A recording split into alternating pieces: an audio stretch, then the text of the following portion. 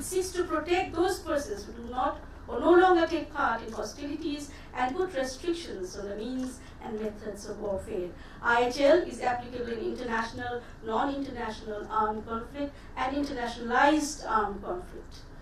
The ICRC mission of Bangladesh conducts several different activities designed to promote increased awareness and development of IHL. These include organizing seminars, conferences, developing courses in universities, training teachers, and organizing moot court competitions on topics of IHL. Actually, mooting is what I wanted to say to you today. Faculty of Law, University of Dhaka feels proud to be the glorious partner of many of these programs and activities as the Henry Dunant Memorial Moot Court Competition, whose principal objective is to increase awareness and interest in IHL in academic institutions, not only in Bangladesh, actually throughout Asia. A further objective is to use IHL to further academic excellence in the student community and to develop their advocacy skills in an environment of friendly competition. Mooting is the oral presentation of a legal issue or problem against opposing counsel and before a judge. It is perhaps the closest experience that a student can have while at university to appearing in court. Sometimes it is mistaken for mock trial. Mock trial is different because the facts and the evidences are not established, but mooting is different because it is already established.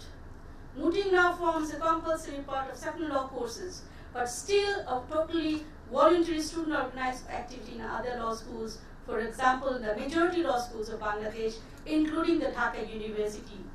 Law school mooting is still voluntary, but we have got a mooting society in Dhaka University. Whether or not mooting is compulsory at your law school, gaining mooting experience can have a positive impact on your future career. The legal profession, as we discussed earlier in the last 2 days, increasingly difficult one to enter, and some application forms even demand that a candidate can provide evidence of their advocacy, of their mooting, of their experience. So mooting will also help you to build confidence in public speaking, general research, presentation skills, which are useful skills you can transfer to most careers. And our students, they go to this Henry Dunant Memorial Moot Court Competition, and they were challenged, and they were the best mooters, they're the champions, and I thank you for your listening. Thank you so much.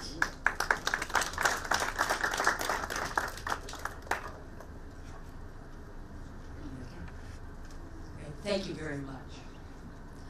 Our last presenter is Jakob Stelina, who is Dean at the University of Gdansk.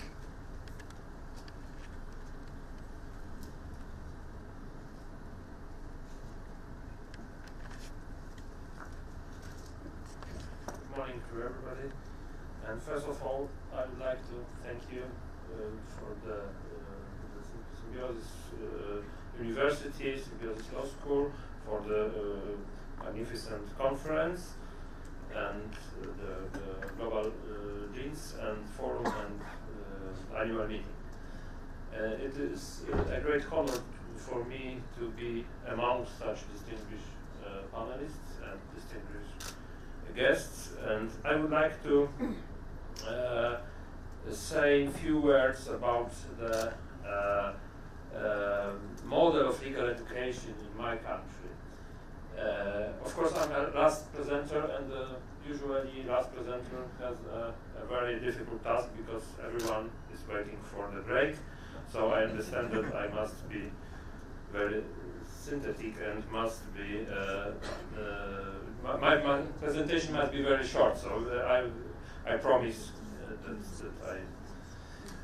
Okay, the model of the legal education in my country. And in fact, there is not much interesting to say about this model because in fact for many years, for more than 80 years, last 80 years, nothing interesting happened with the model of legal education in my country. And the more interesting is why. Why? there are many reasons, the historical reasons, because for 60 years we were under the communism regime, and the communism time, it was not good time for innovation, for many things. But the last 30 years, from 1989, there was a peaceful revolution in my country, in this part of the world. And there is a question why, for the last 30 years, nothing interesting happened in the field of legal education. And the answer is, of course, very difficult, but I think that the most important reason is the business reason.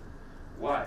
Because for the last of course, from the mid of 90s to more or less 2010, we had a golden era for the higher education, the legal education, because we had a great number of students. Great numbers. In my faculty, now we have about 4,000 students. 4,000 students. 2,000 paying students and 2,000 not paying students. Because according to Polish law, in public school, the higher education is, in all types of public schools, the education is free, even if there is a university, so on the higher level. And we are state school, and our education must be free for all. But this is the rule in the constitution, that the education is free in the public schools. But there is, of course, not only lawyers, but the universities found the solution for this very strict regulation, because the constitution says that the legal education is free in public school, but some services may be paid, some services. And the universities found a solution that the education for not working students from Monday to Friday is free, but for working students on Saturdays and Sundays may be paid. So of course, in the 10-15 years ago, we had 6,000 students, 4,000 paying students, and 2,000 not paying students. So the law schools, of course, not only faculty, not all faculties, but the faculties of law, the faculties of economics, of management, these faculties were very popular and had many students. And of course, if we had so many students, the need for looking for the new initiative in education was yes, of course, and we didn't feel such needs. So unfortunately, in 2010, the golden era ended, and the demographic crisis is very serious now. And as I said, now we have only 4,000 students to have paying and have not paying students. So we have to find some new initiative in the field of legal education. And what initiative we found? I must say, first of all, that there are some limitations, because Poland is a unitary state with a strong centralization. The Minister of Higher Education decided about much things in the field of higher education. And in my school, in my faculty, we introduced a very interesting program, because the legal studies in Poland is 5 years master study only.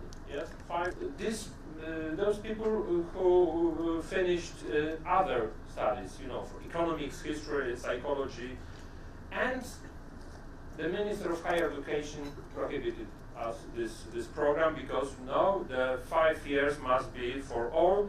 So, but it was very interesting. It was very interesting because the people could join different professions, professions. I think that the economics and law, or psychology and law, is a very good mix, but it's forbidden.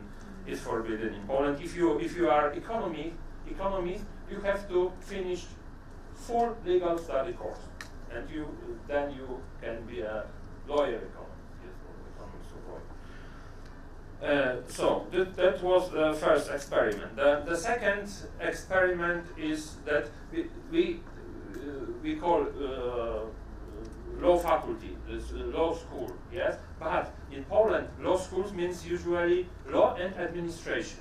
There's two kinds of study. This is traditional fields of the education in the law schools. But a few years ago we introduced new studies, very popular criminology. Criminology is very popular, and next year we start with the criminology in English. The first step and the second step of study criminology. The tax law and tax advising. This is the different type of study which we offer in our school. So you know that this is the solution for this demographic crisis, and because we have to compete with other schools for students, yes, because we need students because we are a school. And the second experiment I would like to mention you today is the reform of our legal programs, and because in Poland, because of these circumstances I mentioned before, I think that in most universities there was the same legal program for students, yes. And my school was established in 1970, so we are almost 50 years old, like Symbiosis school, and the law program for students was the same for all this period. Yeah? And a few years ago we decided to reform the program, and we divided our program for two groups. One group is the hardcore of legal education, the most important subjects, and the second is the specializations. We offer 4 specializations: civil, penal, public, and finance and specialization for our students. So you have a very, very good ground, and then you can specialize your skills. And the second point is the reform of the final exam and the master exam in our university. We want our master exam to be more original, more innovative, and and I think this. But we started 5 years ago. This year we finished first circle of this new reform students. So we will see what results will be of our reform. So I have the few pages of my notes, but I understand that we have to have time for discussion. So let me finish now. Thank you very much.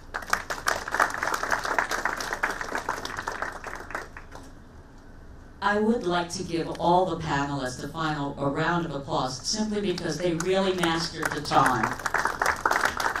Because I think many of you will have questions about how some of these innovations are working, and we really would like to be able to use this time for discussion. As you're thinking about your question, I'm going to pose one that I would like Ricardo and Wilfred to think about, because one of the complaints that I hear is, how do you deal with freeloaders on teamwork? And both of them have programs with teamwork involved. And I'm very curious as to how they've been feeling about that, or if they've ever heard that comment.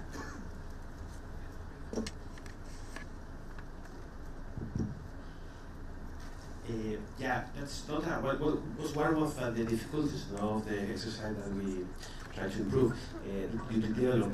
The idea is, well, we understand the problem. Many times, some of the students know they work more than the others, but we have a sort of assessment among the different students of the team group.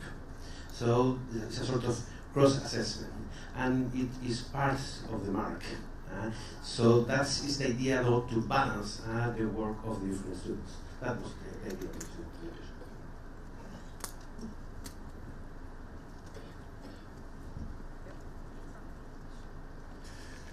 I know there's a problem when students work in teamwork. There's some joyriders who don't give any input at all. I realize that's a problem, but how I deal with it is to rotate the presenters of those groups, and of course encouraging them that each person's participation is important for the grading of the group if you want to grade them. But definitely it is a problem which needs to be addressed. No, and thank you on that, because I do think that those approaches are the ones that I hear about the most, which is later on in their life, they often are going to have assessment of their peers, so it's probably a good thing to build in even early. And I like the rotating leadership, because that helps to make sure everybody does take some sense of responsibility. Thank you. Other questions?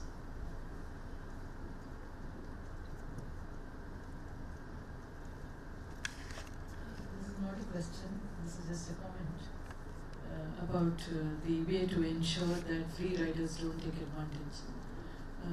One is at least 30 to 40% of the grade to be reserved for group performance, and then assess the individual contribution. Second would be midterm evaluation. Suppose you have the assessment for 3 months, then do midterm evaluation and see how they are progressing. If somebody is taking advantage or somebody is not included because of their attitude, you manage that kind of team participation.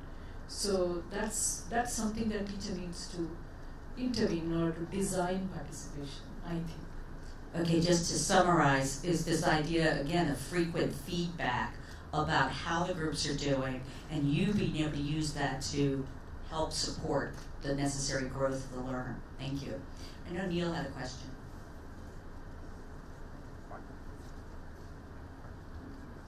Is there a microphone? Go back